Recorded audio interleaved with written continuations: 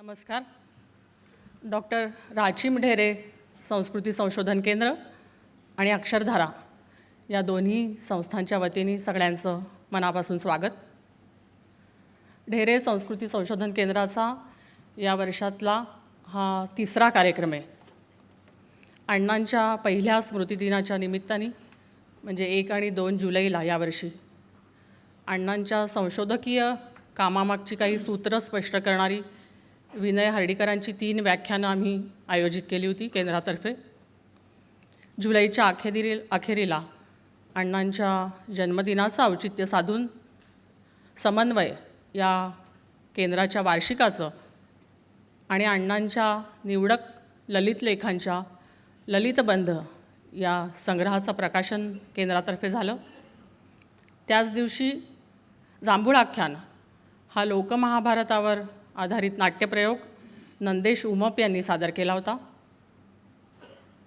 एका बाजूने या कार्यक्रमांच्या जोडीने अण्णांच्या संग्रहाची नोंद करण्याचं कामही चालू आहे आणि दीर्घकाळ चालणाऱ्या आणि खरोखरच आवाढव्य अशा या कामासाठी अनेकांचा हातभार आम्हाला मिळतो आहे हे आज मला मुद्दाम सांगावंसं वाटतं आहे.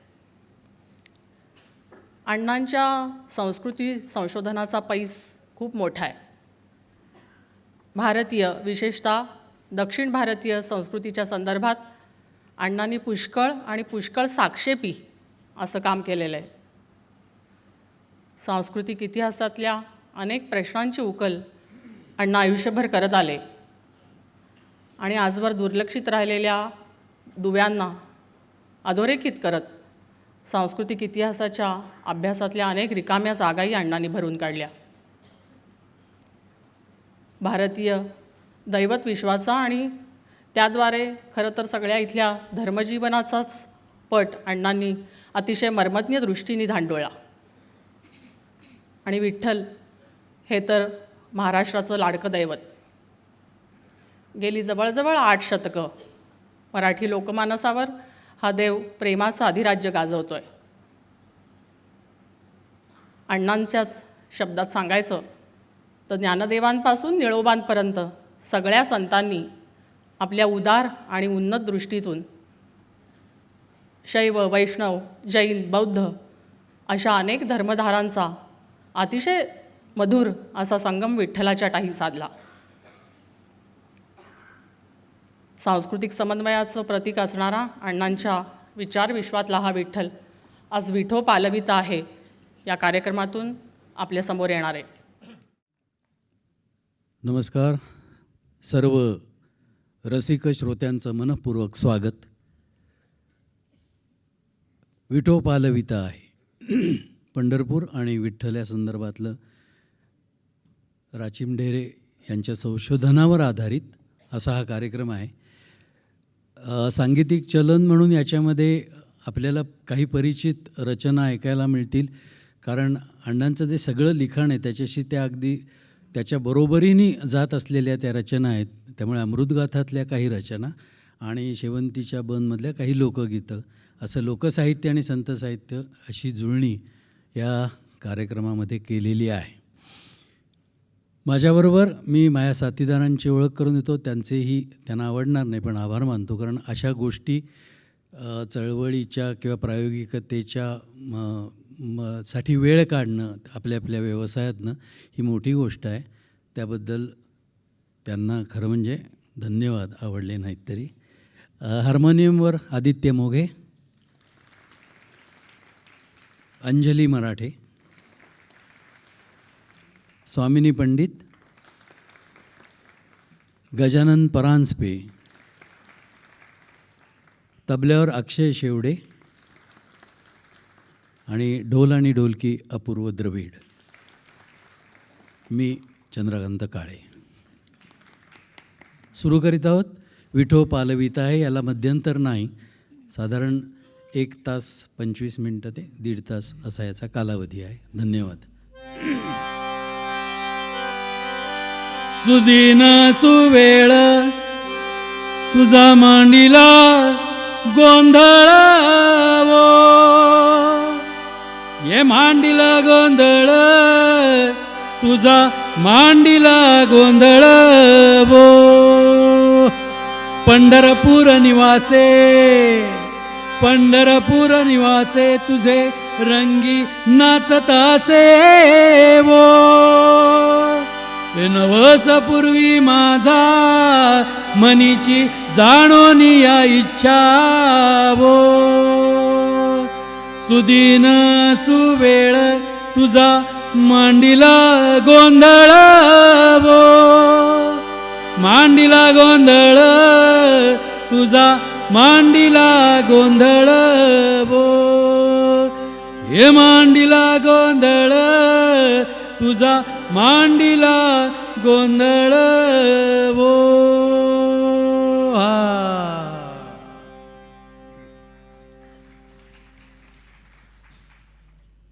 लिखाणामागील माझ्या प्रेरणा. कुणाही लेखकाच्या लेखनामागच्या प्रेरणा त्याच्यावर घडलेल्या संस्कारांमधूनच उगवलेल्या असतात. तो घडला कसा, कोणती पूर्वसिद्धता घेऊन तो या जगामध्ये उतरला, आपल्या भोवतालच्या भौतिक आणि मानवी पर्यावरणाविषयी कोणत्या प्रतिक्रिया त्याच्या मनात उमटत उसळत राहिल्या, या प्रश्नांच्या उत्तरांशी लेखनामागच्या प्रेरणांचा जवळचा संबंध आहे. मी रूढार्थानं कवी नाही, कथा कादंबरीकार तर नाहीच नाही. थोडंफार ललित गद्य माझ्या हातून लिहिलं गेलेलं आहे आणि माझ्या सर्व संशोधनात्मक लेखनाला लालित्याचा रंगगंध आहे.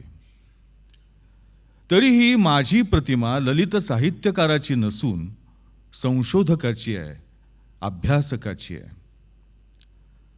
अन्य संशोधकांच्या लेखनापेक्षा माझ्या लेखनाला जाणकार रसिकांनी अधिक उत्कटतेनं स्वीकारलेलं असलं तरीही माझं स्थान ज्ञानोपासकांच्या मांदियाळीतच कुठल्या तरी कोपऱ्यात आहे, याची मला नम्र जाणीव आहे. लिखाणामागील माझ्या प्रेरणा. कुणाही लेखकाच्या लेखनामागच्या प्रेरणा त्याच्यावर घडलेल्या संस्कारांमधूनच उगवलेल्या असतात. तो घडला कसा, कोणती पूर्वसिद्धता घेऊन तो या जगामध्ये उतरला, आपल्या भोवतालच्या भौतिक आणि मानवी पर्यावरणाविषयी कोणत्या प्रतिक्रिया त्याच्या मनात उमटत उसळत राहिल्या, या प्रश्नांच्या उत्तरांशी लेखनामागच्या प्रेरणांचा जवळचा संबंध आहे. मी रूढार्थानं कवी नाही, कथा कादंबरीकार तर नाहीच नाही. थोडंफार ललित गद्य माझ्या हातून लिहिलं गेलेलं आहे आणि माझ्या सर्व संशोधनात्मक लेखनाला लालित्याचा रंगगंध आहे. तरीही माझी प्रतिमा ललित साहित्यकाराची नसून संशोधकाची आहे, अभ्यासकाची आहे. अन्य संशोधकांच्या लेखनापेक्षा माझ्या लेखनाला जाणकार रसिकांनी अधिक उत्कटतेनं स्वीकारलेलं असलं तरीही माझं स्थान ज्ञानोपासकांच्या मांदियाळीतच कुठल्या तरी कोपऱ्यात आहे, याची मला नम्र जाणीव आहे. संत साहित्य आणि लोकसाहित्य हे माझ्या व्यासंगाचे मुख्य विषय. आता वरवर विचार करता हे दोन वेगळे अभ्यास विषय आहेत असं आपल्याला वाटलं तरी माझ्या लेखी हे दोन विषय एकात्म आहेत, एकरस आहेत. संत हे लोककल्याणाचा, लोकोद्धाराचा वसा घेतलेले असल्यामुळे त्यांनी लोकपरंपरेचं हार्द जिव्हाळ्यानं जाणून घेतलं होतं. लोकसंस्कृतीची सर्व सामर्थ्य त्यांनी आत्मसात केली होती. लोकांशी व्यापक संवाद साधण्यासाठी सर्व लोकमाध्यमांचा त्यांनी पूर्ण ताकदीनं अवलंब केलेला होता. संतांनी त्यांच्या जीवित कार्याचं साधन म्हणून लोकसाहित्याचं आध्यात्मिकरण केलेलं आहे. म्हणजे संत साहित्य हे आध्यात्मिकृत लोकसाहित्यच आहे. आणि या अनुभवाच्या बैठकीवरूनच माझं बहुतेक सगळं लेखन घडलेलं आहे. संत साहित्य आणि लोकसाहित्य यांच्याविषयी मला जी अपार आस्था आहे तिची बीज माझ्यावर बालवयात घडलेल्या संस्कारांमध्येच आहेत. 1935च्या एप्रिलच्या मध्यामध्ये आईवडिलांच्या मृत्यूनंतर मी वयाच्या अवघ्या 5व्या वर्षी आजोळी राहायला गेलो. तेव्हापासून 1943च्या अखेरीपर्यंत जेमतेम 8-9 वर्षांचा काळ मी आजोळच्या खेड्यामध्ये काढला. परंतु त्या अल्पकाळात माझ्या कोवळ्या मनावर त्या वातावरणाचे जे अमीट संस्कार घडले ना, त्या संस्कारांच्याच अभ्यासात मी रमत राहिलो. मला पोथ्या पुराणांचा आणि कथागीतांचा एक साथ परिचय आजोळच्या घरामध्ये झाला, गावात झाला. संतांच्या ग्रंथांच्या कितीतरी पोथ्या आणि लोकांच्या कंठातल्या कितीतरी कथा गाथा मला तिथे एकत्र पाहायला ऐकायला मिळाल्या. माझ्या आजीची स्मृती या उभय संस्कारांचं भांडार बनलेली होती आणि तिनं ते भांडार नातवंडांसाठी सदैव खुलं ठेवलेलं होतं. त्यावेळी, त्या वयात, त्या परिस्थितीत, त्या वेदनामय मनस्थितीत जेवढं घेता आलं तेवढं घेतलं. त्या स्पष्ट अस्पष्ट संस्कारांचीच प्रतिबिंब नव्या विद्यांच्या प्रकाशात उसळून वर येत राहिली आणि अनावर उर्मीनं अक्षररूप पावत राहिली. प्रेरणा होती आतल्या अनावर साठवणीला वाट मोकळी करून देण्याची आणि फळ होतं अनिर्वचनीय आनंदानं रसरसलेलं. उदाहरणार्थ मला आजही स्पष्ट आठवत आहे, आषाढ सरला की माहेरवाशिणींचा लाडका श्रावण कसा समृद्ध असायचा. या समृद्ध श्रावणामध्ये मी जे ऐकलं, जे पाहिलं आणि जे अनुभवलं ते आजही श्रावणातल्या वृक्षवेलींसारखंच माझ्या मनात लसलसत आहे. याच काळातल्या श्रावणात आजीच्या मुखातून मी कहाण्या ऐकल्या. ऐका परमेश्वरा गणेशा तुझी कहाणी, निर्मळ मळे उदकाचे तळे, बेलाचा वृक्ष सुवर्णाची कमळे, विनायकाची देवळे रावळे, मनचा गणेश मनी वसावा, हा वसा कधी घ्यावा, श्रावण्या चौथी घ्यावा. कहाण्यांचं हे तालबद्ध कथन चालू झालं की माझ्या मनात एक गारुडी जागा व्हायचा. उजव्या पायात घुंगरू बांधून पाय आपटत ताल धरणारा आणि मुखानं रंगीत गोंड्यांची पुंगी घुमवणारा. मग कहाणी संपली तरी मनाच्या नागाचं डोलणं काही थांबायचं नाही.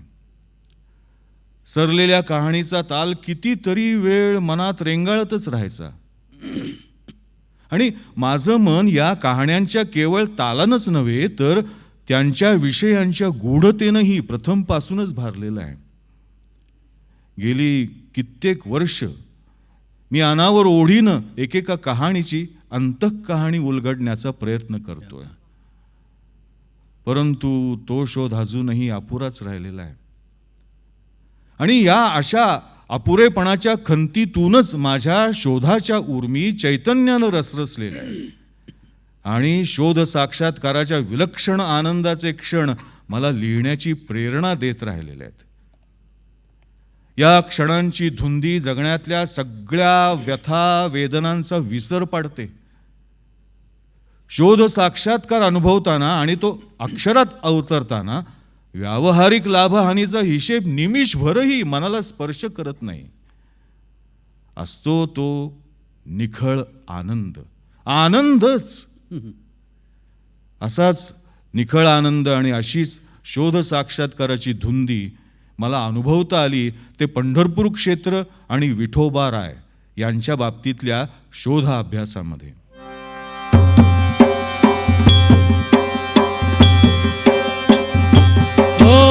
राजस सुकुमार मदनाचा पुतळा, ओ राजस सुकुमार मदनाचा पुतळा, रवी शशिकळा लोपलिया, रवी शशिकळा लोपलिया.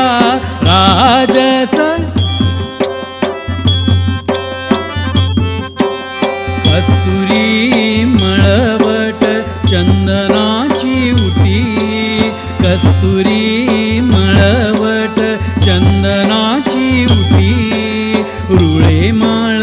कंठी वैजयंती हो रुळे माळ कंठी वैजयंती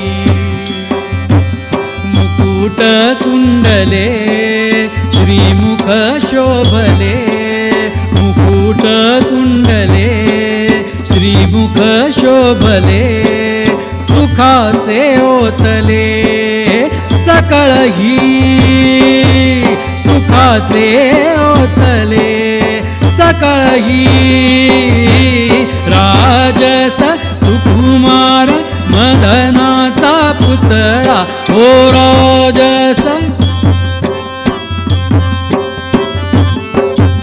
कासे सोनसळा पांगरे पाटोळा कासे सोनसळा पांगरे पाटोळा घन नीळ सावळा बाईयानो घन नीळ सावळा बाईयानो सकळही तुम्ही वागे एकी सवा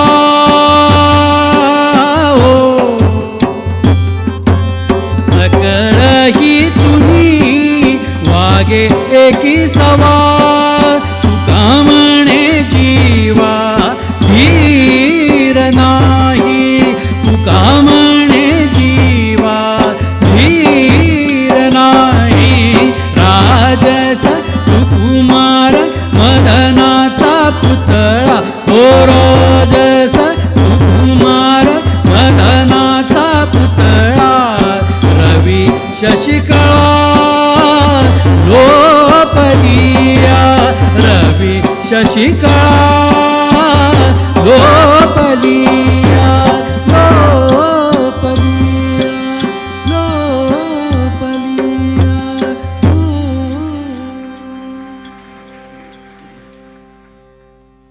क्षेत्र पंढरपूर नव्हे क्षेत्र पंढरीगे.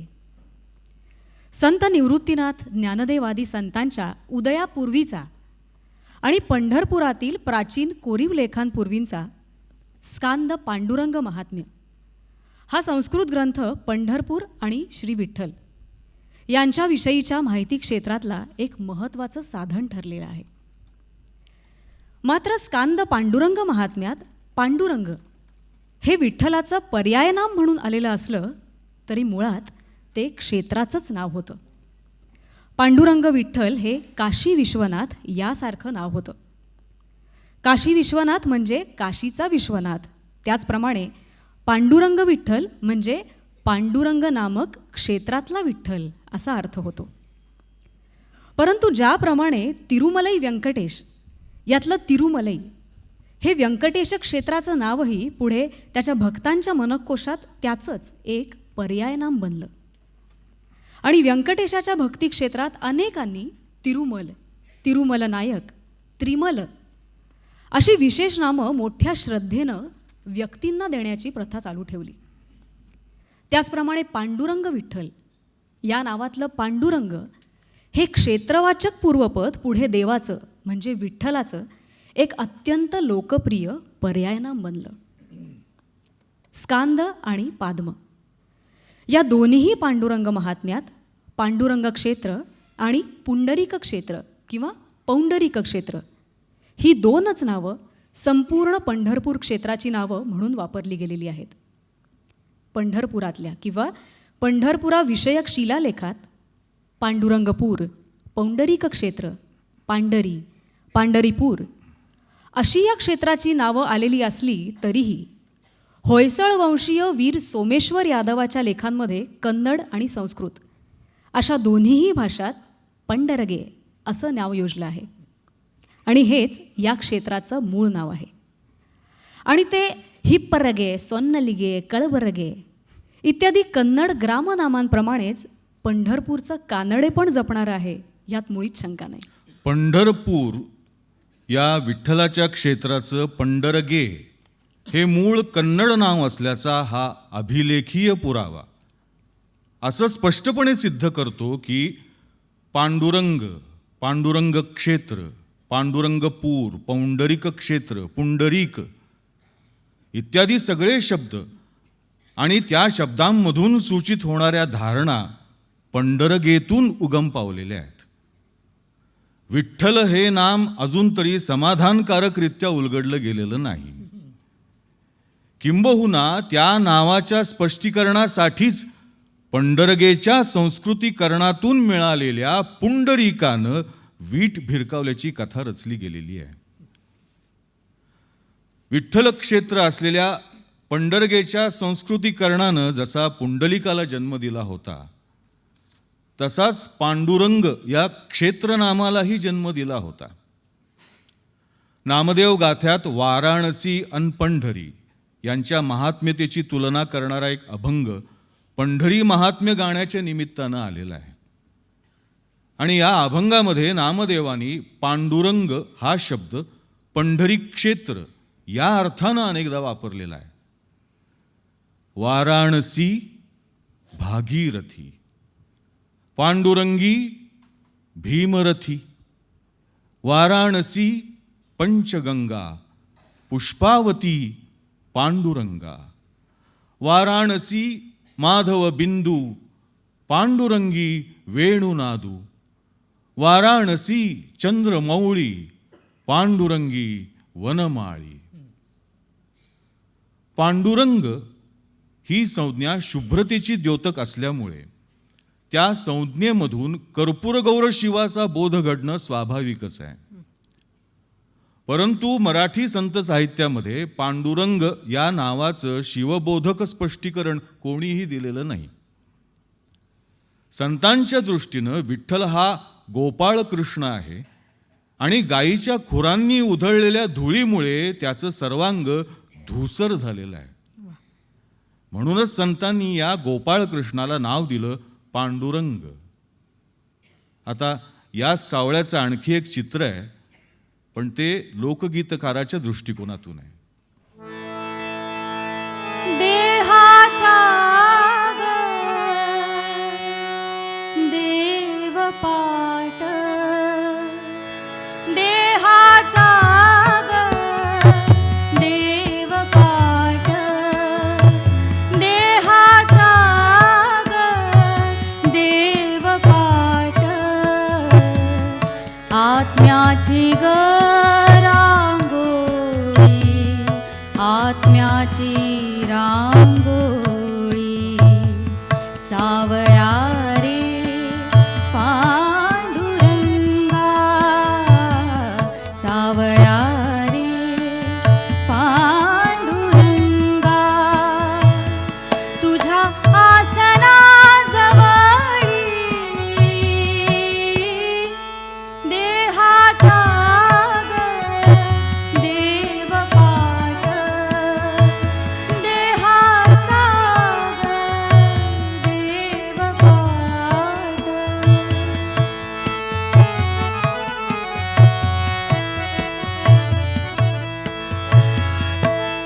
सोन्याचा पिंपळ पिंपळ,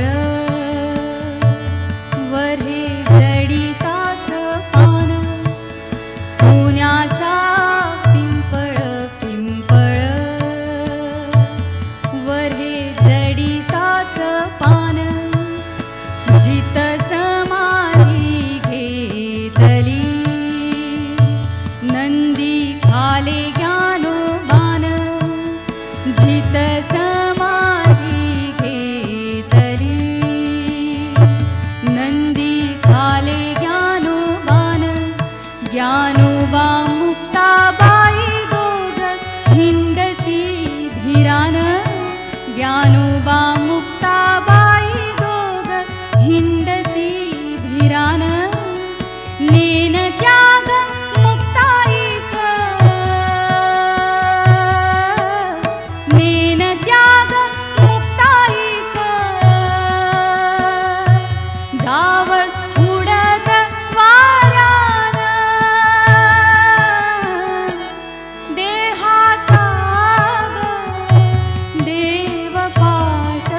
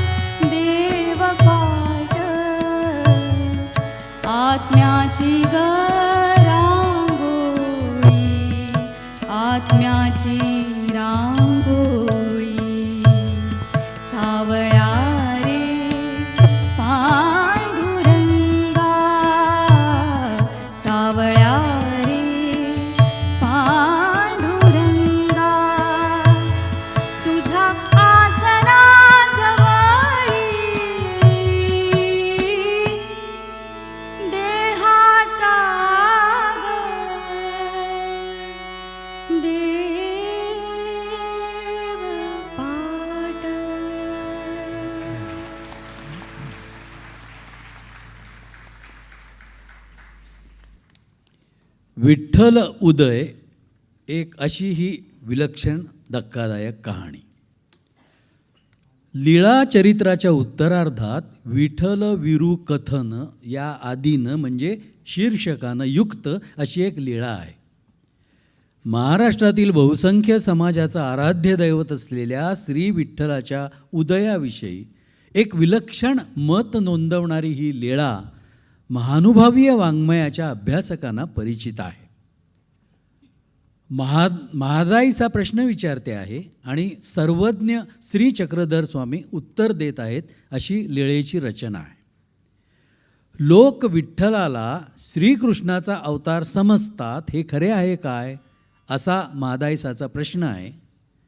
आता श्रीकृष्ण हेच महानुभाव संप्रदायाचेही आराध्य दैवत असल्यामुळे विठ्ठल हा श्रीकृष्णाचा अवतार ठरला तर महानुभावीयांनाही तो उपासनेचा विषय मानावा लागेल. विठ्ठल हा श्रीकृष्णाचा अवतार असा ठरू नये, उलट त्याचे क्षुद्रत्व प्रश्न करणाऱ्याला आणि प्रश्नाचं उत्तर वाचणाऱ्या सर्व स्वपंथीयांना तीव्रतेनं जाणवावं ही उत्तर देणाऱ्याची स्पष्ट भूमिका यात आहे आणि ही भूमिका सांप्रदायिक निष्ठांशी सर्वस्वी संवादी अशीच आहे. या लीळेचं आपण सूक्ष्म विश्लेषण केलं तर महानुभावांच्या विठ्ठलविषयक दृष्टीच्या संदर्भात काही महत्त्वाच्या गोष्टी स्पष्टपणे जाणवतात. विठ्ठल हा ब्राह्मण कुलीन चोर होता आणि नेमदेव कोळी आणि मायागुरव हे दोघे त्याचे सहकारी होते. हे तिघेही मंगळवेढ्याचे होते. ते तिघेही वाटमारी करीत, दरोडे घालीत. त्यांच्यापैकी एक जण लुटीचा माल घेऊन जात असे आणि दोघेजण पाठलाग रोखून धरीत असत. एकदा माईंदरणा हा गाई घेऊन चालत असताना त्या तिघा चोरांनी त्याच्यावर हल्ला चढवून गाई पळवण्याचा प्रयत्न केला, परंतु गाईच्या रक्षकांनी त्याचा पाठलाग केला. गोरक्षकांच्या आघातात प्रथम परतीच्या वाटेतच नेमदेव कोळी पडला आणि नंतर पांढरीवर म्हणजे गावठाणावर विठ्ठल पडला. विठ्ठलाच्या मृत्यूचं वृत्त कळताच त्याचे पुत्र त्या स्थानी आले आणि त्यांनी तेथे भडखंबा केला. भडखंबा म्हणजे भटस्तंभ किंवा वीरस्मारक स्तंभ. त्याच्या मातेनं म्हणजे त्या म्हातारीनं त्या ठिकाणी लिंगस्थापना केली. त्या स्मारकाच्या ठाई देवतेनं अभिमान घेतला म्हणजे त्या स्मारकात जागृत देवतेचं अधिष्ठान झालं. त्या स्मारकाची उपासना करणाऱ्यांचे मनोरथ विठ्ठल पुरवायला लागला. विठ्ठलाच्या स्त्रीचे नाव लाखाई किंवा लखमाई असं होतं. पुढे विठो रुक्मिणी असं युगुल नाम आलेलं आहे. विठ्ठलाला दैवप्रतिष्ठा लाभल्यानंतर त्याच्या पुत्रांनी त्याच्या भक्तीची पदं केली. त्या पदांच्या अभंगांमध्ये म्हणजे समाप्ती मुद्रेमध्ये त्यांनी विठो रुक्मिणी ही नावे गुंफली आणि अशा प्रकारे विठ्ठल हा देव म्हणून प्रसिद्धीस आला.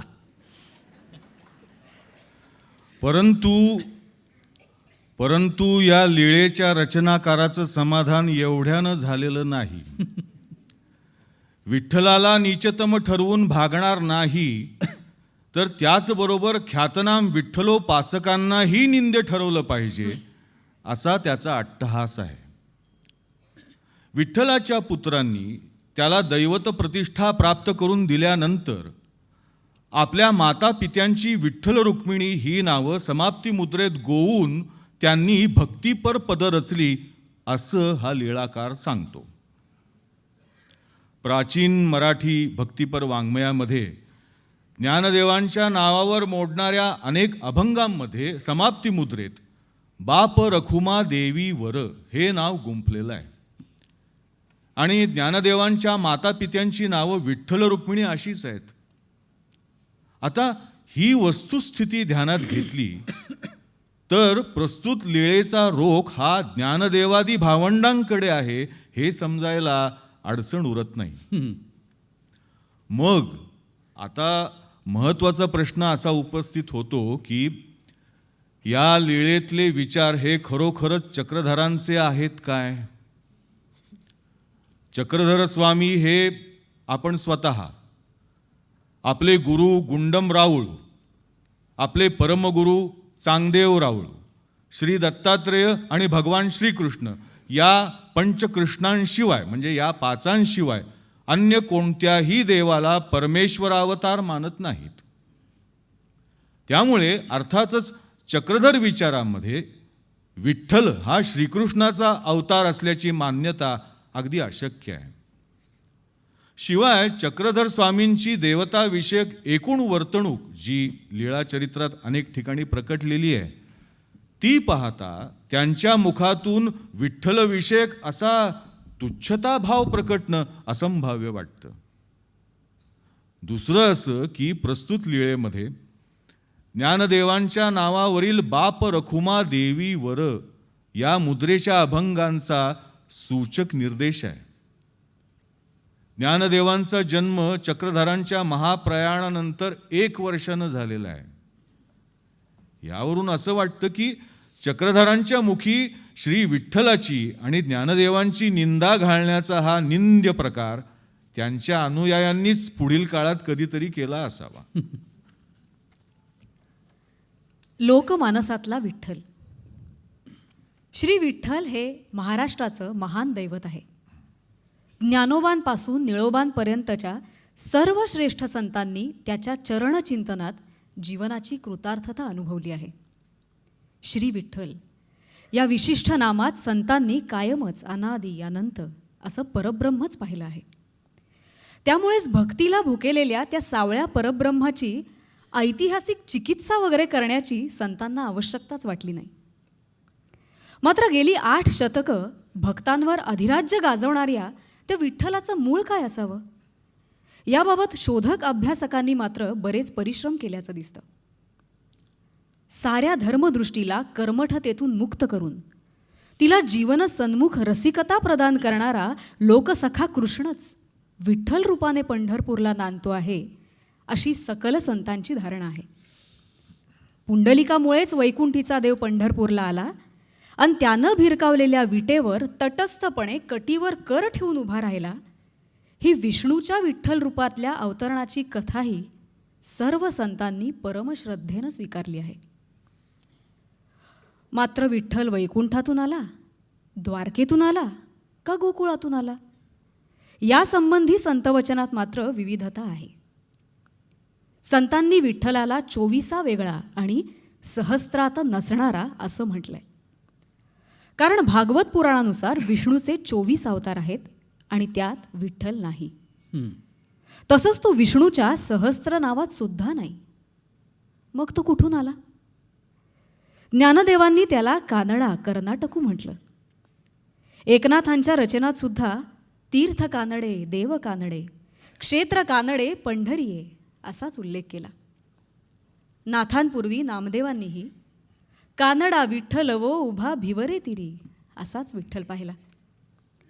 तर गोकुळी गोपाळ वेशाने गायी राखणारा कृष्णच भिवरेच्या तिरी पुंडलिकासाठी प्रकटला अशीही वर्णनं संतरचनात सापडतात. काहींनी या विठ्ठलाला विष्णूसहित शिव मानलं तर काहींनी बौद्ध हे बिरुद वापरलं. काहींनी त्याला तोची भीमा तिरी उभा दिगंबर म्हटलं. याचाच अर्थ असा की संतांनी आपल्या उदार आणि उन्नत दृष्टीतून शैव, वैष्णव, बौद्ध, जैन इत्यादी धर्माधारांचा विठ्ठलाचे ठाई सुमधुर संगम साधला. विदा ठाण लाती म्हणजे अज्ञजनांना जो ज्ञानानं स्वीकारतो तो विठ्ठल, किंवा विधिस्थलहा जो ज्ञानाच्या ठाई आहे तो विठ्ठल, किंवा विष्णू, विष्ठू, विठ्ठल अशीही विठ्ठल या नावाची वेगवेगळी व्युत्पत्ती आहे. मात्र स्पष्ट उलगडा अजून तरी झालेला नाही. विठ्ठलाच्या प्रकटीकरणाच्या अशा वेगवेगळ्या 4 कथा असल्या तरी विठ्ठल हे त्यातल्या बाळकृष्णाचंच रूप आहे आणि ही अशी धारणा प्राधान्यानं प्रचलित आहे.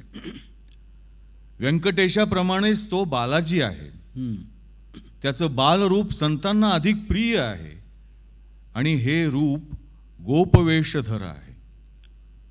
रूप पाहता तरी डोळसू, सुंदर पाहता गोपवेशू, असं ज्ञानदेव म्हणतात. तर नामदेव विटेवरी समचरण सुंदर, बाळ सुकुमार यशोदेचे असं सांगतात. आणि एकनाथ, तो हा गोपवेशे आला पंढरपुरा, भक्त समाचारा विठ्ठल देवो, अशा शब्दात विठ्ठलाचं वर्णन करतात. तर तुकाराम लिहितात, गाई गोपाळांच्या संगे आले लागे पुंडलिका, ते हे ध्यान दिगंबर कटी कर मिरविती. काही संतांनी विठ्ठल हा वैकुंठाधीश मानून त्याला लक्ष्मीनाथ असं म्हटलेलं आहे. तर काहींनी द्वारकाधीश मानून रुक्मिणीचा नाहो म्हणजे नाथ असाही उल्लेख केलेला आहे. याचाच अर्थ असा की विठ्ठलाचं वैष्णवीकरण होण्याची ही संत परंपरेतली प्रक्रिया तशी सूक्ष्म नसून स्थूल स्वरूपाची आहे. त्यांनी विठ्ठलाला काटेकोरपणानं विष्णू बनवलेलं नाही की कृष्ण बनवलेलं नाही. त्यांच्या अध्यात्मदृष्टीनं तो अवतारांच्या राशी असूनही सर्व अवताराहून वेगळा आहे. तर आपल्या भौतिक शोध दृष्टीनं तो विष्णू, कृष्ण, शिव, बुद्ध आणि जिन या रूपांचा स्वीकार करत असला तरी तो मूळचा केवळ लोकमानसातला विठ्ठल आहे, लोकदेव विठ्ठल आहे. एका प्रतिभावंत अनामिक कवयित्रीचं एक लोकगीत आहे. यामध्ये हा लोकदेव विठ्ठल, जनाबाई आणि रुक्मिणी यांचं एक छान नातं रंगवलेलं आहे. रुक्मिणी चरती देवाजनीच काय नात, रुक्मिणी चरती देवाजनीच काय नात, विठ्ठल सांगी येतो पाखरू वस्तीला आलवत, विठ्ठल सांगी येतो पाखरू वस्तीला आलवत.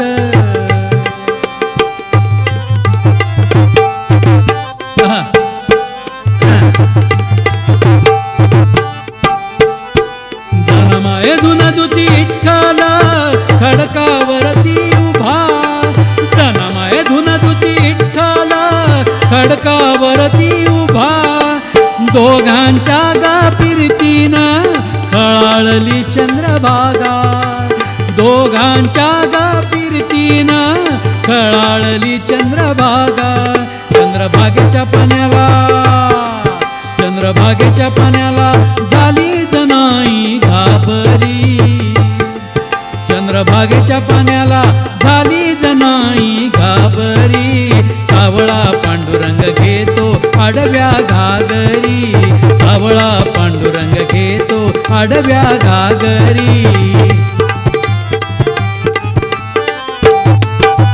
रुक्मिणी म्हणती गेली देवाची अक्कल, रुक्मिणी म्हणती गेली देवाची अक्कल, सोडून शाल जोडी घेतो जनाईची वाकळ, सोडून शाल जोडी घेतो जनाईची वाकळ.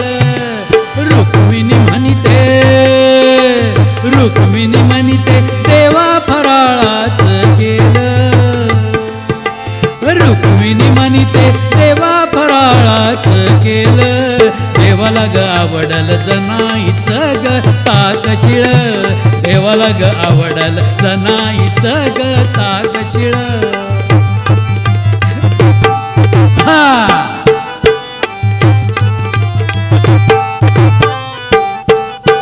रुक्मिणी म्हणती देवा तुम्हासी लाज थोडी, रुक्मिणी म्हणती देवा तुम्हासी लाज थोडी, जनाईच्या मंदिरात वाकळाची काय गोडी, जनाईच्या मंदिरात वाकळाची काय गोडी.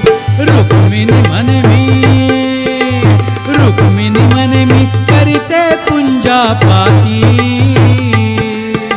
रुक्मिणी मंदिरात जनाई कशाला एवढ्या राती, मंदिरात जनाई कशाला एवढ्या राती.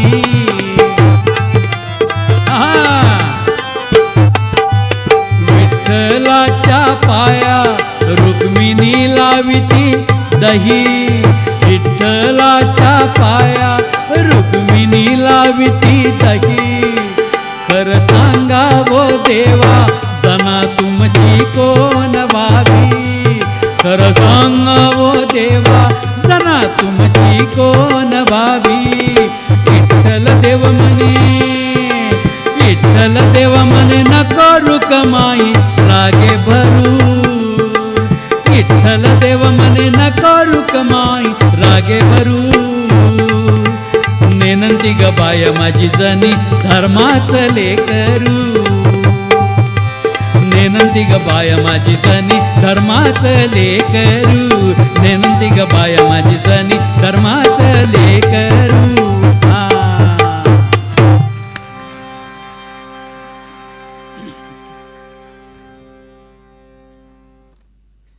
आद्य मूर्तीचा शोध. पंढरपूर हे महाराष्ट्राचं धर्महृदय आहे आणि तिथे नांदणारा श्री विठ्ठल हा सर्व मराठी संतांचा प्रियतम देव आहे. मराठी संतांना या विठ्ठल मूर्तीमध्ये चैतन्याचा गाभा प्रतीत झाला. पण ज्ञानदेवांचीही पूर्वी प्रतिष्ठित झालेली ही मूर्ती कशी होती? तीच मूर्ती विठ्ठल मंदिरात नांदते आहे काय? आलेल्या आसमानी सुलतानी संकटात मूर्तीचं स्थलांतर करावं लागलं असता मूळ मूर्ती बदलली तर गेली नसेल ना? असे अनेक प्रश्न जिज्ञासू विचारत राहिले आणि उपलब्ध साधनांच्या आधारे अभ्यासक त्यांना उत्तरं देत राहिले. परंतु या बाबतीत निश्चित समाधान देणारी निर्णायक प्रमाणे आजवर तरी उपलब्ध झालेली नाहीत, पुढे आलेली नाहीत. उपलब्ध 2 संस्कृत महात्म्य, पाद्म आणि स्कांद. यामध्ये पंढरपूरच्या श्री विठ्ठल मूर्तीचं एक अनन्यसाधारण वैशिष्ट्य सांगितलं गेलं आहे. ते असं की त्या मूर्तीच्या हृदयावरच श्री विठ्ठलाचा मंत्र कोरलेला आहे. तो षडक्षरी आहे. आज पंढरपूरच्या विठ्ठल मूर्तीच्या हृदयावर अशी अक्षरं मुळीच दिसत नाहीत. पण मग अशी मूर्ती अन्यत्र कुठे अस्तित्वात आहे का? याचा शोध घेता अशा प्रकारची मूर्ती पंढरपूर ज्या सोलापूर जिल्ह्यात आहे त्याच जिल्ह्यातल्या माढे या गावात पाहायला मिळते. महादजी निंबाळकर या माढ्याच्या जहागीरदारांनी हे देऊळ बांधलं होतं. मग आता प्रश्न उपस्थित होतो की पंढरपूरची प्राचीन मूर्ती माढे इथे हलवली गेली होती का? की माढ्याची मूर्ती मूळ बरहुकूम म्हणजेच प्रतिकृती आहे? मुसलमानांच्या आक्रमणाच्या प्रसंगात विठ्ठल मूर्ती पंढरपुराबाहेर नेऊन ठेवावे लागल्याचे अनेक दाखलेत. अफजल खान आणि त्यानंतर औरंगजेब यांच्या काळात संकटाचे वेळी मूर्ती चिंचोली, गुळसरे, देगाव इत्यादी जवळच्या गावांमध्ये हलवली गेली होती. एकदा तर एका बडव्यानेच मुद्दाम मूर्ती पळवून नेऊन ती लपवून ठेवून स्वार्थ साधनासाठी दर्शनोत्सुक भक्तांची अडवणूक म्हणजे ब्लॅकमेलिंग केली होती. अफजल खानाच्या आक्रमणामुळे 1659मध्ये ही मूर्ती माढ्याला नेल्याची पारंपरिक माहिती आहे. याचा अर्थ ती मूर्ती तुकारामांच्या निर्वाणानंतर एका दशकापर्यंत तरी पंढरपुरातच होती. आणखी 2 असाधारण लक्षणं पांडुरंग महात्म्यात नोंदवली गेलीत. मूर्तीच्या भाळावर तृतीय नेत्र आहे आणि दुसरं मूर्ती दिगंबर बालगोपालाची आहे. आता ही लक्षणं पंढरपूरच्या नव्हे तर माढ्याच्याच विठ्ठल मूर्तीत स्पष्टपणे दिसतात. मात्र माढ्याची ही मूर्ती परत सर्व गोष्टी स्थिरस्थावर झाल्यानंतर सुरक्षितपणे पंढरपूरला आणून प्रतिष्ठित केली होती. राजवाड्यांसारख्या संशोधकांनीही ही गोष्ट मान्य केलेली दिसते. आणि आणखी एक म्हणजे काशीनाथ उपाध्याय तथा बाबा पाध्ये. आता हे बाबा पाध्ये हे त्या काळातले धर्मशास्त्रज्ञ होते आणि देवाच्या नित्योपचारात त्यांचा सहभाग असायचा. त्यांनीही 1805 असा लेखनकाल असलेल्या आपल्या एका स्तोत्रामध्ये विठ्ठल मूर्तीच्या वक्षस्थळावरील षडक्षर मंत्राचा उल्लेख केलेला आहे. याचा अर्थ असा की 1805 पर्यंत तरी पंढरपूरच्या विठ्ठल मंदिरात भक्तांना श्री विठ्ठलाची आद्य मूर्ती आपल्या अनन्यसाधारण लक्षणांसह दर्शन देत उभी होती. तर माढे इथली मूर्ती ही पंढरपूरच्या विठ्ठलाचा संकट काळात काही काळ तिथे जो निवास घडला त्याची पावन स्मृती निरंतर राहावी म्हणून मूळ मूर्तीप्रमाणे घडवलेली होती. आणि अशा या दोन गोष्टी सिद्ध होऊ शकतात. आता अनिर्णित गोष्ट एकच की 1805 पर्यंत पंढरपुरातली जी आद्य मूर्ती होती ती केव्हा, कुठे आणि का नाहीशी झाली. इसवी सन 1873 मध्ये कोण्या एका माथे फिरून मूर्तीवर धोंडा फेकला होता आणि त्या आघातानं मूर्तीचा एक पाय भंगला होता अशी हकीकत समकालीन वृत्तपत्रांमधून छापून आलेली आहे आणि त्यावर बरीच चर्चा सुद्धा झालेली आहे. मूर्ती भग्न झाल्यावर तिचं विसर्जन करायचं असतं आणि नवी मूर्ती घडवून तिची पुन्हा विधीपूर्वक प्राणप्रतिष्ठा करायची असते असा धर्मशास्त्राचा दंडक आहे. भग्न मूर्ती पूजाविषयी होऊच शकत नाही. म्हणजे माढ्याच्या मूर्तीचं रूप समोर ठेवूनच ती भग्न मूर्ती भविष्यात शोधावी लागेल. आपल्या पूजाधिकाराच्या कक्षेतल्या भग्न मूर्तीचं विसर्जन बडवे मंडळी कसं आणि कुठे करतात आणि नव्या मूर्तीचं पुनःप्रतिष्ठान ते जाहीरपणे विधीपूर्वक करतात का याविषयी आपण काहीच सांगू शकत नाही. म्हणूनच बडव्यांच्या अनुज्ञे वाचून साक्षात श्री विठ्ठलही आपल्या आद्य मूर्तीच्या अदर्शनाचं रहस्य आपणास सांगू शकणार नाही. संत श्रेष्ठ श्री ज्ञानेश्वर महाराष्ट्राच्या संत परंपरेतील ज्यांना आपण मराठी अस्मितेचे शिल्पकार म्हणून ओळखतो ते महान संत म्हणजे संत ज्ञानदेव होत. ज्ञानेश्वरांचं व्यक्तिमत्व म्हणजे प्रेम, प्रज्ञा आणि प्रतिभा यांचं प्रयाग तीर्थ. त्यांच्या प्रेमाने चराचराला धवळलं होतं, प्रज्ञेने सर्वज्ञतेला कवळलं होतं आणि प्रतिभेने विधात्यालाही लाजवलं होतं. जेव्हा समाजाने उपेक्षिलं, ब्राह्मणांनी वाळीत टाकलं, आप्तांनी उपहासिलं, तेव्हाही ते खचले नाहीत, तापले नाहीत. त्यांनी जनी जनार्दन पाहिला. त्या सर्वात्मकाची पूजा त्यांनी सुवकर्म कुसुमांनी बांधली. इया कारणे मी बोलेन, बोली अरूपाचे रूप दावीन, अतिंद्रिय परिभोगवीन इंद्रियान करवी, अशी ज्ञानदेवांची जणू प्रतिज्ञा होती. अरूपाचे रूप दाखवणारी आणि अतिंद्रिय इंद्रियांकरवी भोगवणारी किमया ज्ञानदेवांच्या वाणीला साधली होती. ज्ञानेश्वरी, अनुभवामृत आणि अभंगगाथा या तीनही कृतीत प्रकटलेले ज्ञानदेव हे अलौकिकांच्या कोटीतलेत, ज्ञानी यांचे राजे आहेत.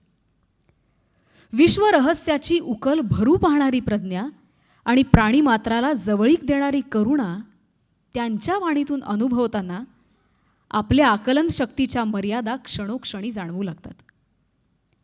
महाराष्ट्राचं हे महाभाग्य आहे की एवढ्या उंचीवरचं व्यक्तिमत्व मराठी अस्मितेच्या उदयपर्वातच इथे प्रकटलं. त्याने प्रेमाने आम्हाला जवळ केलं आणि आमची करंटी जीवनं उंचवण्यासाठीच या लोकीचा क्षण वेचला. भक्तांच्या लेखी परमेश्वराचं जसं अवतरण घडतं ना, तसं जणू आमच्यासाठी ज्ञानदेवांचं अवतरण घडलेलं होतं. ज्ञानदेवांच्या या अवतरणाला प्रेरक ठरलेली जी असीम करुणा आहे ना, त्या करुणेचं क्रियाशील विधायक रूप त्यांच्या वाङ्मयामध्ये नाना काळांनी प्रकटलेलं आहे. आपल्या थोरपणाचं दडपण येऊ न देता, आपल्या व्युत्पत्तीचं प्रदर्शन न करता त्यांनी श्रुतींचं सार असलेलं गीता तत्व रोचक ज्ञानकथेच्या रूपात आपल्या पुढे मांडलं. दृष्टांतांनी समृद्ध झालेल्या आणि संवादांनी नाट्यात्म बनलेल्या या प्रदीर्घ ज्ञानकथेमध्ये मराठी लोकसंस्कृतीच्या उन्नयनाची प्रक्रियाच प्रकटलेली आहे. अनुभवामृत हा ज्ञानदेवांचा ग्रंथ जरी सिद्धानुवाद असला तरी त्याच्याही निर्मिती प्रेरणांशी लोकसंस्कृतीचा निकटचा संबंध आहे. अभंगगाथ्यात तर ज्ञानदेवांची बहुरूपी भूमिका प्रकर्षानं प्रकटलेली आहे. अनुभवाच्या अमृतात भिजलेला त्यांचा प्रत्येक शब्द हा दवात भिजलेल्या पहिल्या सूर्यकिरणासारखा तेजस्वी असूनही कोवळा आहे. तेजस्विता ही त्याच्या जन्मस्थानातून आलेली आहे, तर कोवळीक ही त्याला करुणेच्या स्पर्शानं प्राप्त झालेली आहे. ज्ञानदेवांच्या विराण्यांमधून तर ही कोवळीक पदोपदी जाणवते. ज्ञानदेवांच्या हृदयात जागणारी आणि परमात्म्याच्या भेटीसाठी विव्हळणारी जी विरहिणी आहे, तिला आपल्या श्रेयाच्या आगमनाची चाहूल लागलेली आहे. तो येणार आहे, तो येतोय, अशा नुसत्या अनुकूल जाणीवेसरशी ही विरहिणी त्याच्या साक्षात भेटीसाठी, त्याच्या चौबाही नव्हे तर अनंतबाही मिठीसाठी उतावीळ झालेली आहे. विरहावस्थेनं व्याकुळ झालेली आहे. कृष्णे वेधिली विरहिणी बोले, कृष्णे वेधिली विरहिणी बोले, चंद्रमा करीतो, चंद्रमा करीतो उबा रागे माये, उबा रागे माये, उबा रागे माये, माये उबा रागे माये, कृष्णे वेधिली.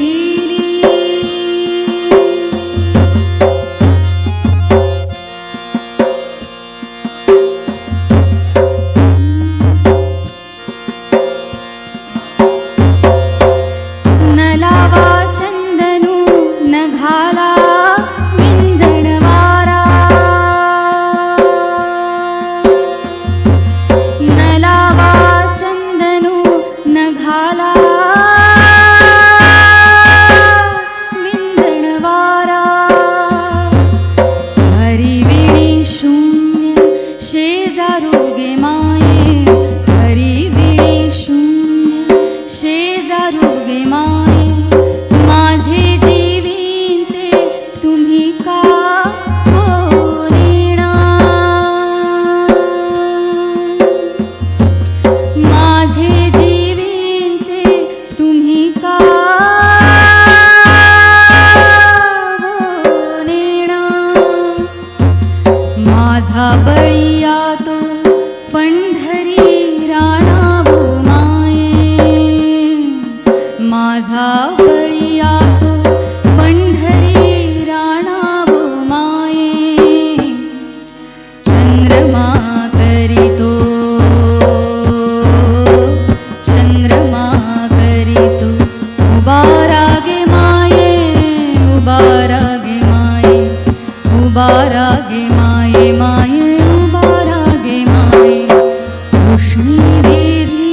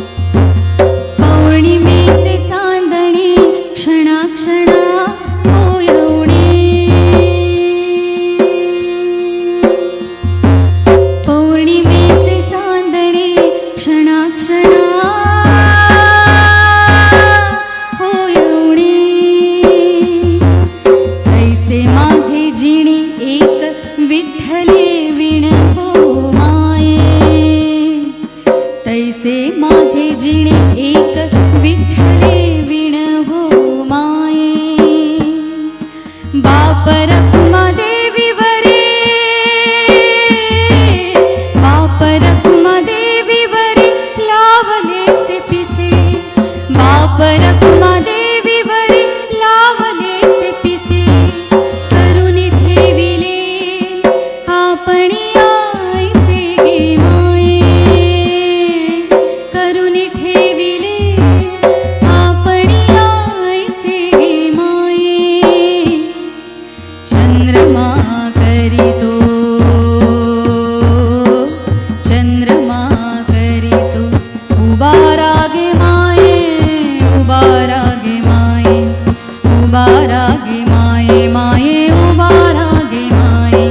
कृष्णी वेधिली विरहिणी बोले, कृष्णी वेधिली विरहिणी बोले. चंद्रमा करीतो, चंद्रमा करीतो उभा रागे माये, उभा रागे माये, उभा रागे माये, माये उभा रागे माये, उभा रागे माये, माये उभा रागे माये.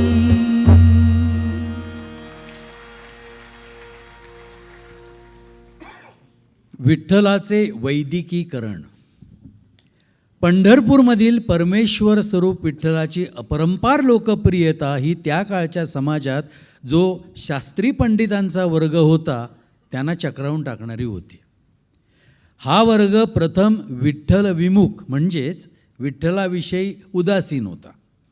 पण या विठ्ठलाच्या प्रचंड लोकप्रियतेमुळे या शास्त्री पंडितांना विठ्ठलाचा स्वीकार करणं भाग पडलं आणि नंतर मग त्यांनी विठ्ठलाला आपल्या प्रतिष्ठेला साजेशी शास्त्र प्रतिष्ठा द्यायला सुरुवात केली. त्यांनी लोकमानसात रुजलेल्या फुललेल्या कथागाथांना पुराण स्वरूप देत पांडुरंग महात्म्य या संस्कृत ग्रंथाची रचना केली. स्तोत्र, कवच, सहस्त्रनामांसारख्या उपासना साहित्याची निर्मिती पण झाली.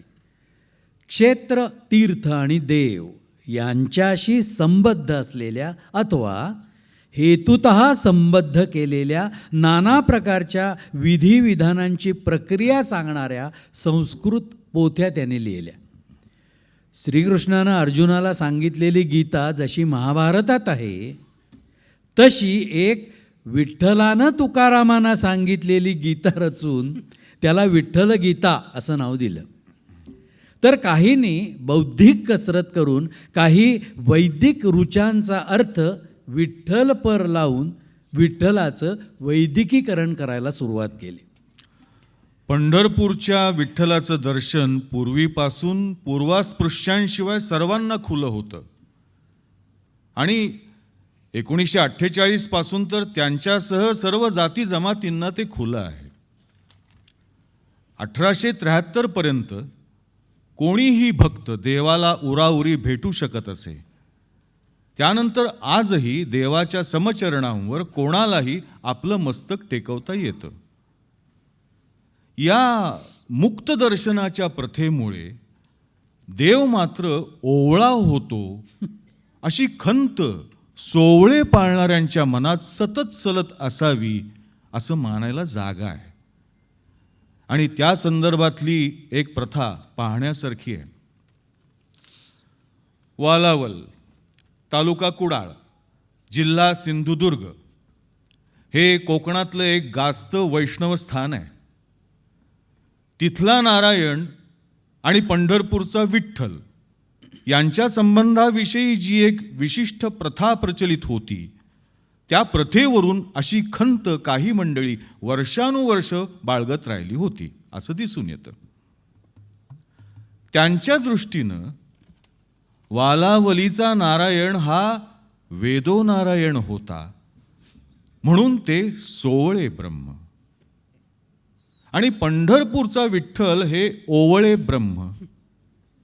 कारण विठ्ठलाची मूर्ती सर्व भक्तांना दर्शनार्थ खुली आहे तसंच त्याचे पायाशी भक्त मिठी मारतो, त्याला स्पर्श करतो, त्यामुळे देवत्वाची हानी होते, पावित्र्य कमी होते.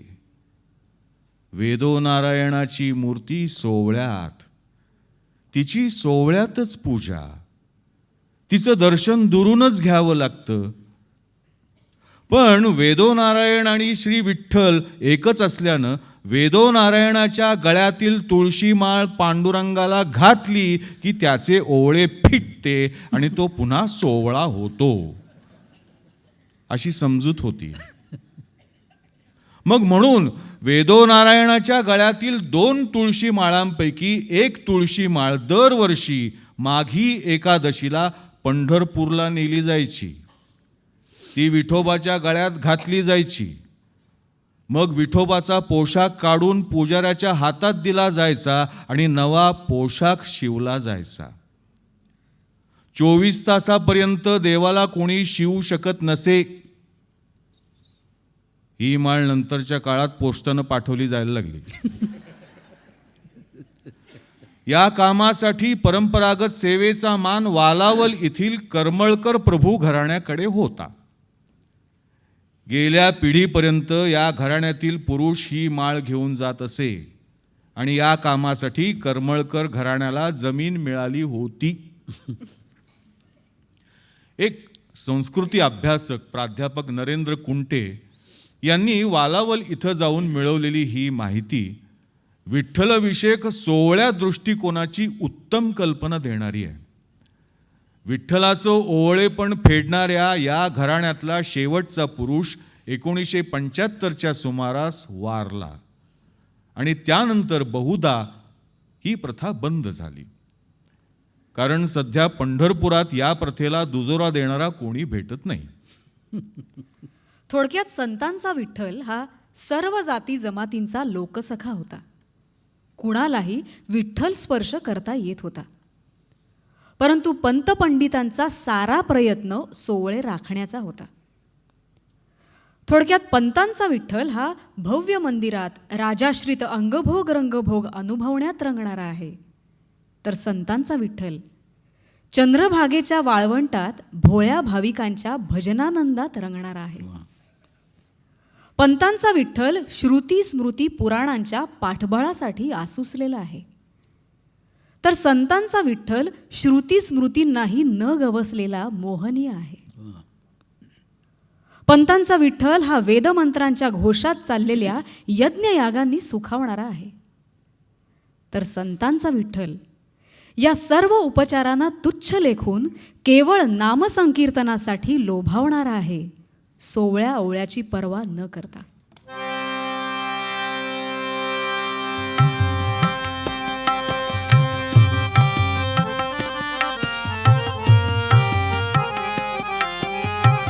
कोण तो सोवळा, कोण तो ओवळा, कोण तो सोवळा, कोण तो ओवळा, दोहींचा वेगळा विठ्ठल माझा, दोहींचा वेगळा विठ्ठल माझा, कुणासी विटाळ कशाचा झाला, कुणासी विटाळ कशाचा झाला, मुळीचा संचला सोवळाची, मुळीचा संचला सोवळाची, कोण तो सोवळा, कोण तो ओवळा.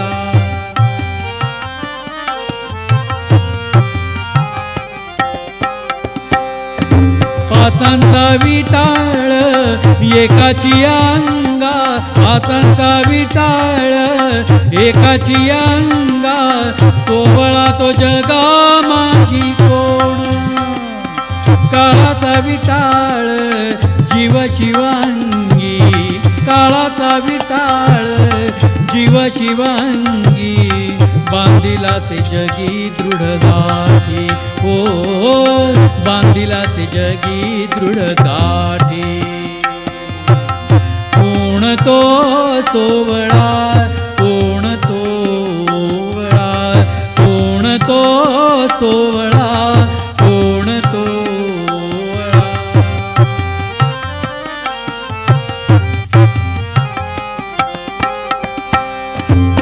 जन्मता विटाळ मरता विटाळ, जन्मता विटाळ मरता विटाळ, जन्मता विटाळ मरता विटाळ, जन्मता विटाळ मरता विटाळ, जन्मता विटाळ मरता विटाळ. विटाळी विटाळ वाढलासे, विटाळी विटाळ वाढलासे, चोखा म्हणे माझ नवल वाटते, चोखा म्हणे माझ नवल वाटते, विटाळा परते आहे कोण, विटाळा परते आहे कोण, विटाळा परते आहे कोण, हो विटाळा परते आहे कोण. कोण तो सोवळा कोण तो ओवळा, कोण तो सोवळा कोण तो ओवळा. दोहींचा येगळा विठ्ठल माझा, दोहींचा येगळा विठ्ठल माझा, आणि दोहींचा येगळा विठ्ठल माझा.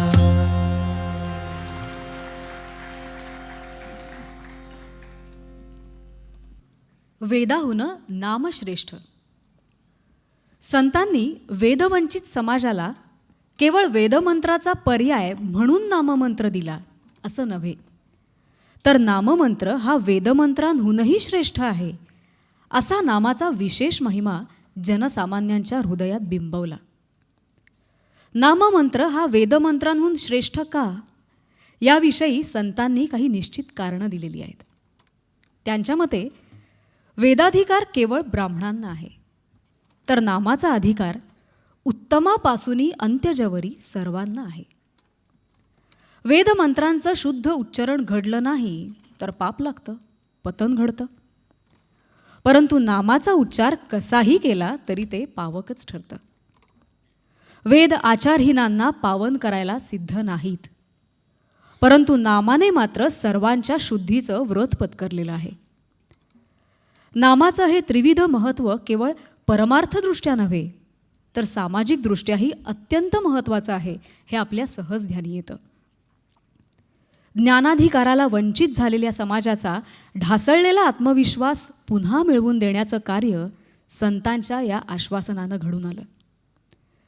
संतांनी नामाधिकार सर्वांना खुला केला आणि याचा परिणाम असा विलक्षण घडला की जे वेदवंचित होते ते तर नामग्रहणाने थोरावलेच, परंतु ज्यांना जन्मानेच वेदग्रहणाचा अधिकार प्राप्त होता, वेदजडतेला त्यांनीही विटून नामचैतन्याचा स्वीकार केला.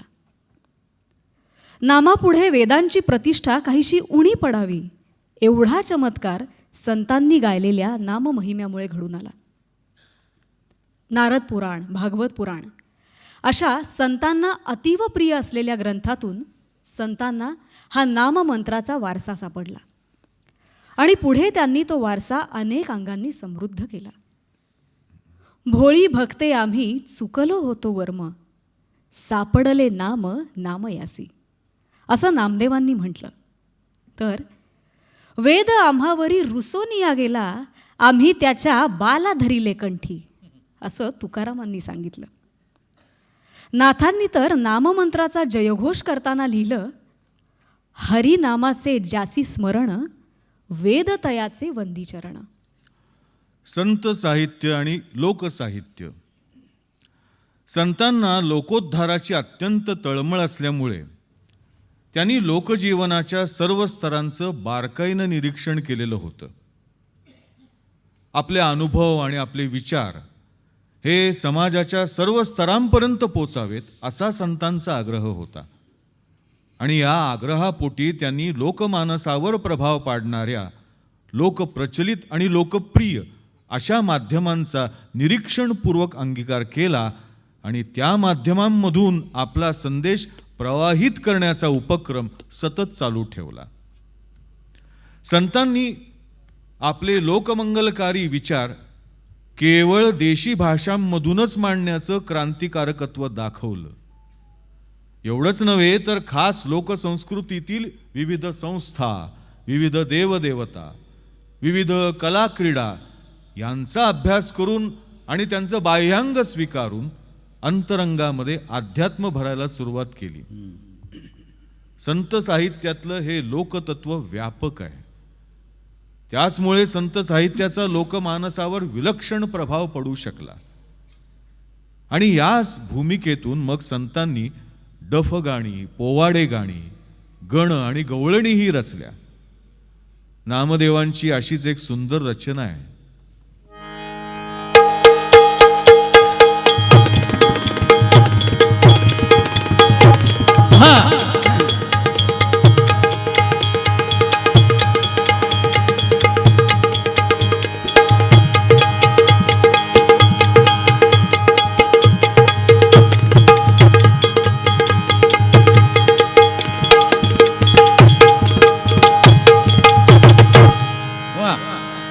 गवळणी ठकविल्या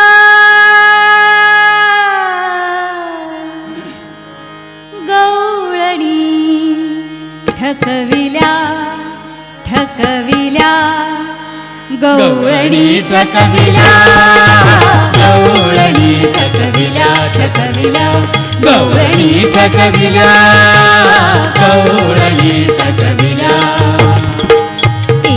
एक संगतीनं मराठी कानडिया एक संगतीनं मराठी कानडिया एक मुसलमानी कोकणी गुजरणी एक मुसलमानी कोकणी गुजरणी अशा पाची जणी अशा पाची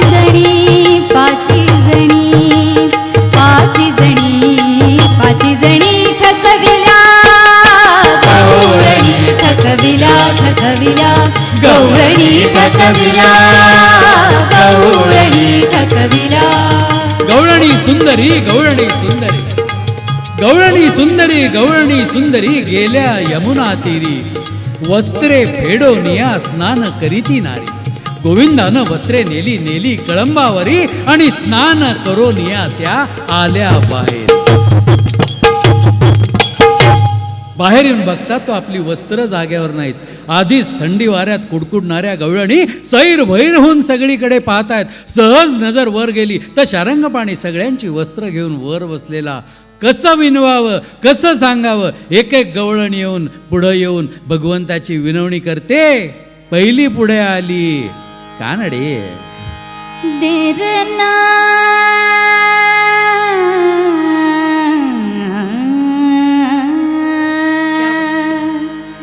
लडोबा गोविंदा लडोबा गोविंदा लडोबा गोविंदा लडोबा गोविंदा निर्वाणी आज लडोबा गोविंदा निर्वाणी आज लडोबा गोविंदा लडोबा गोविंदा लडोबा गोविंदा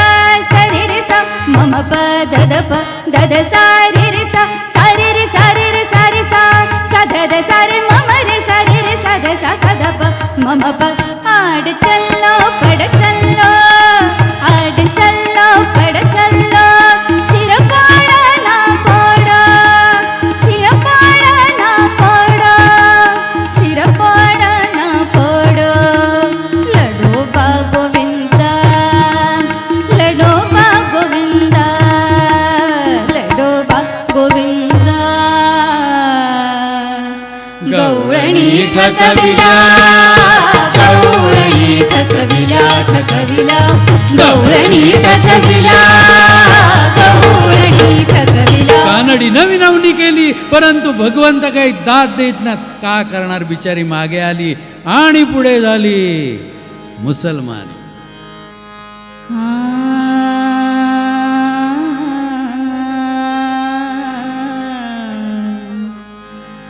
देख रे कन्हैया देख रे कन्हैया देख रे कन्हैया देख रे कन्हैया देख रे कन्हैया देख रे कन्हैया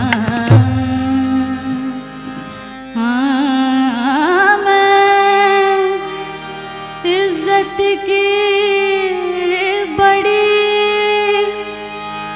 कदम पकड़ूंगी मैया कूटो जुड़ी हाँ मैं इज्जत की बड़ी कदम पकड़ूंगी मैया कूटो जुड़ी हाँ मेरी चुनरी दे अरे मेरी चुनरी दे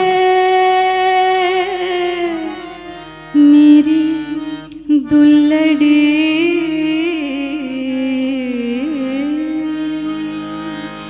देख रे कन्हैया देख रे कन्हैया देख रे कन्हैया देख रे कन्हैया देख रे कन्हैया देख रे कन्हैया गवळणी ठकविला गवळणी ठकविला ठकविला गवळणी ठकविला गवळणी ठकविला. मुसलमानी नवीनवणी केली परंतु भगवंतानी तिलाही दाद दिली नाही. काय करणार, बिचारी मागे आली आणि पुढं झाली मराठी. ही मराठी म्हणजे मेल्या मुडद्या काढला तुला मातीत अशी तमाशातली नाही. ही आपल्या आसपासच्या सदाशिव पेठेतली साधी सुधी साजूक तुपातली गवळण मराठी. देवकी नंदना देवकी नंदना देवकी नंदना देवकी नंदना तू एक श्रीपती तू एक श्रीपती तू एक श्रीपती तू एक श्रीपती देवकी नंदना देवकी नंदना तू एक श्रीपती तू एक श्रीपती.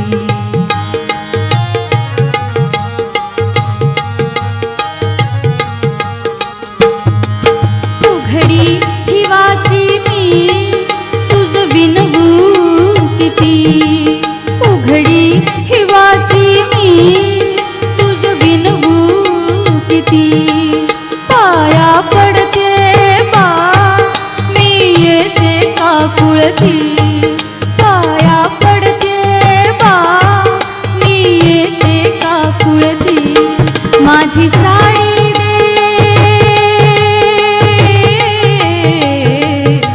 माझी साडी दे घे नाकाचे मोती तू एक श्रीपती तू एक श्रीपती तू एक श्रीपती तू एक श्रीपती. गवळणी ठकविला गवळणी ठकविला ठकविला गवळणी ठकविला गवळणी ठकविला. विचार बिचारी मराठी विनवणी करून परत परत भगवंताकडे पाहते. ते काही दाद देत नाहीत, ते दुसरीकडेच बघत बसलेत. काय करणार, आली मागं आणि पुढे झाली कोकणी.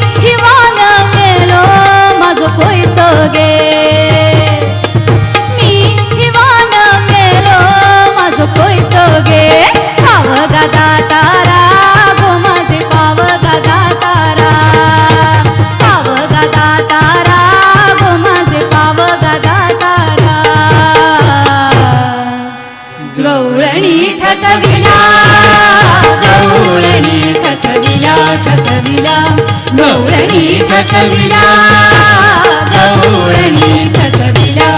4 संपल्या, एक मागे राहिली गुजरण. अखेरचा प्रयत्न म्हणून भगवंताला विनवत पुढे आली गुजर.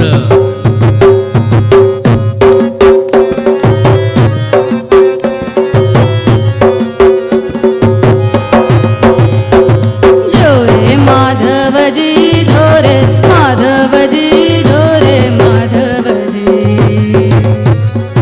जोरे, माधवजी जोरे, माधवजी जोरे, माधवजी. मैं शरण गई तन काका भैया, बाप दयाळ तुही मारी साडी आपो रे, बाप दयाळ तुही मारी साडी आपो रे.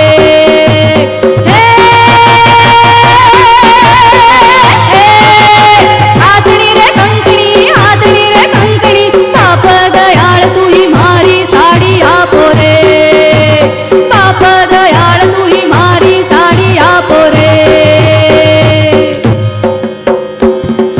जोरे माधवजी जोरे, माधवजी जोरे, माधवजी जोरे, माधवजी जोरे, माधवजी जोरे, माधवजी. गवळणी ठकविला, गवळणी ठकविला, ठकविला, गवळणी ठकविला, गवळणी ठकविला. इतुके ऐकुनी, इतुके ऐकुनी देव बोले हसुनी. सूर्य दंडवत करा कर जोडोनी, सूर्य दंडवत करा कर जोडोनी. नामा बिनवितो म्हणे शारंग पाणी, नामा बिनवितो म्हणे शारंग पाणी. आणि गवळ्या ऐक तू धन्य तुझी करणी. गवळणी ठकविला, गवळणी ठकविला, ठकविला, गवळणी ठकविला, गवळणी ठकविला, ठकविला, गवळणी ठकविला, गवळणी ठकविला.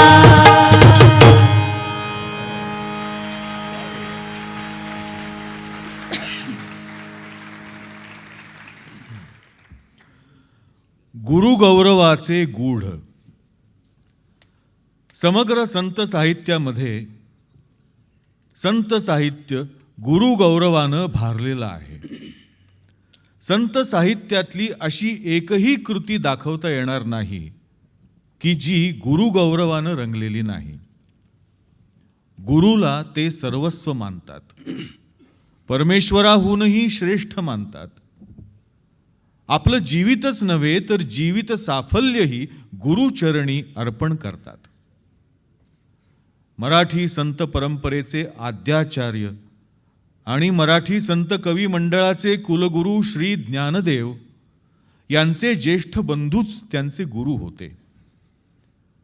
म्हणोनी साधका तू माऊली, पिके सारस्वत तुझा पाऊली, या कारणे साऊली न संडी तुझी. गुरु माऊली ही संत साहित्यात सर्वत्र आढळणारी संज्ञा आहे. मज लागी माझी सद्गुरु माऊली, करी कृपा साऊली वर्णू काय. हे नाथांचे उद्गार या बाबतीत प्रातिनिधिक मानायला हरकत नाही. नाथांनी आपल्या भागवत टीकेमध्ये जागोजागी गुरुगौरवाचा महिमा वर्णन केलेला आहे. गुरु ते म्हणो कुळदेवता, तिची कुळधर्मीच पूज्यता.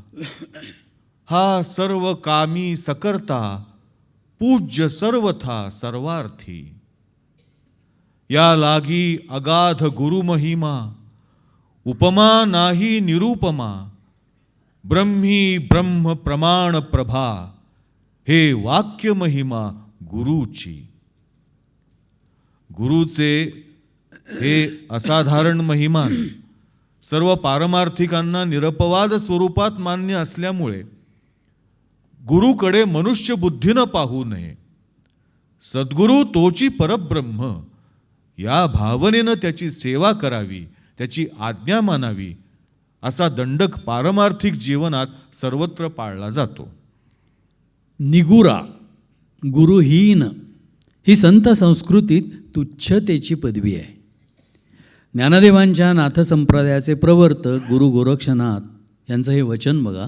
म्हणजे सगुरा गुरुयुक्त आणि निगुरा गुरुहीन याविषयीच्या परमार्थिकांच्या भावना स्पष्ट होतील.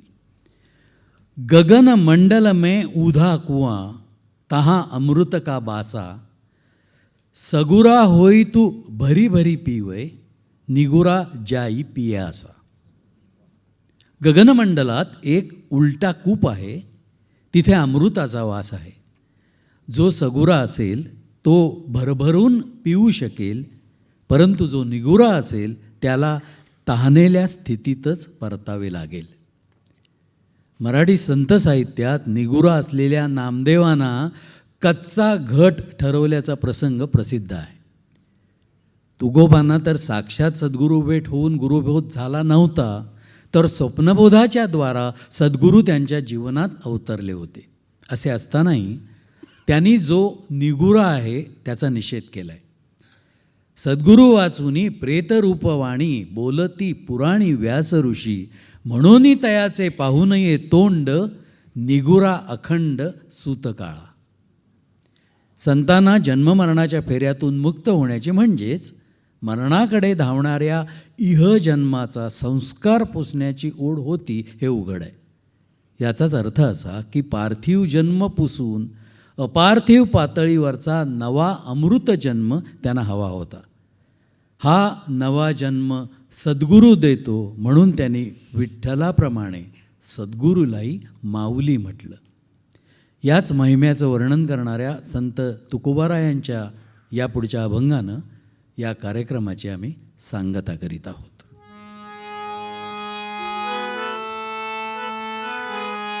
झाला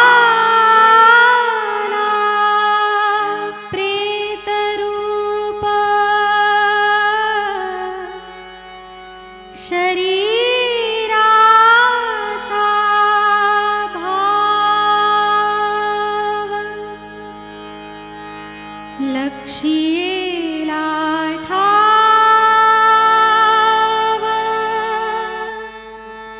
स्मशानीचा.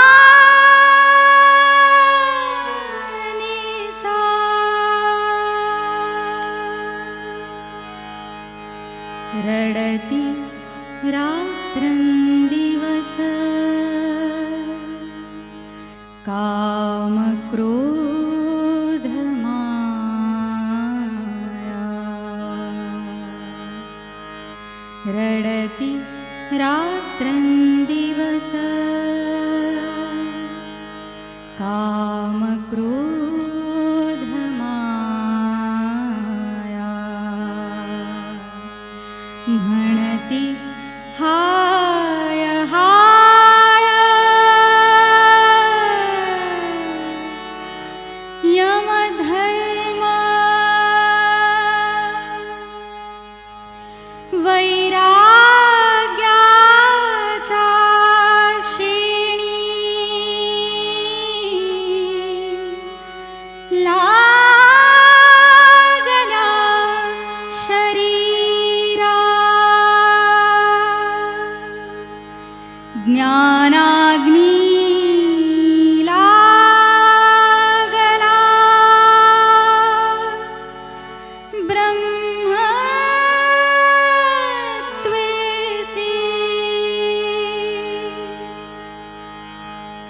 फिरविला घट फोडिला चरणी फिरविला घट फोडिला चरणी महावाक्य ध्वनी बोंब झाली दिली तिळांजुळी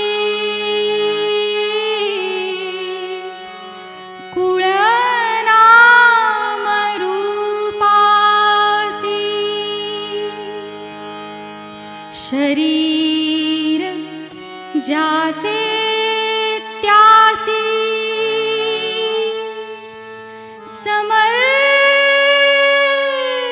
समर्पिले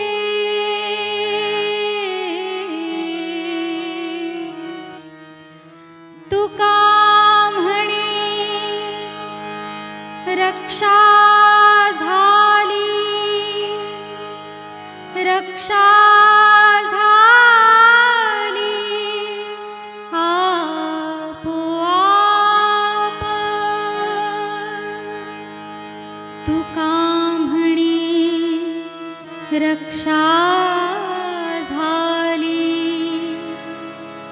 रक्षा झाली आपोआप